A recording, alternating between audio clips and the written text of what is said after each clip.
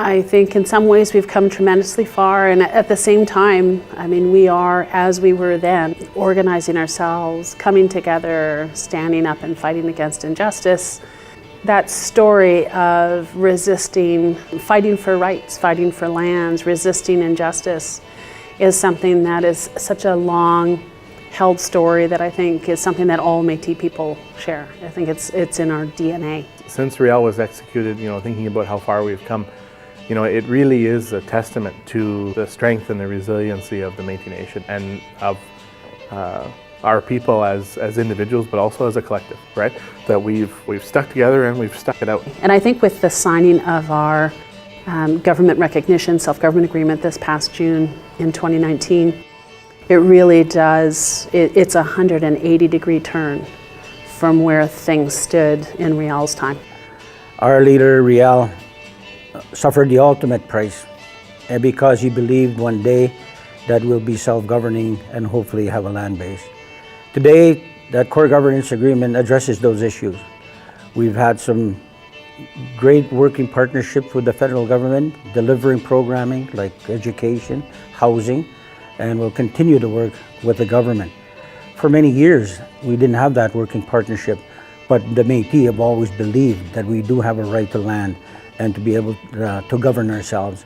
And with that core governance agreement, the government recognizes the fact that is true, and that's the relationship we're building moving forward. It has been an enormous amount of work with a number of milestones. Just to see the recognition from some of the past provincial leaders, it's so good to see that.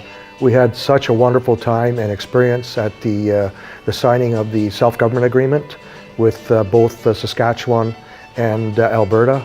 So I think that work is going to continue and see where we can take this to greater heights. The execution of Louis Riel was not, it was of course, the tragic end of his individual life, but it was not just an assault on one person, it was an assault on the Métis Nation, right? It was an effort to silence the Métis people once and for all. We owe it to ourselves and to Riel to remember that, he didn't die for himself, it was for his people, right?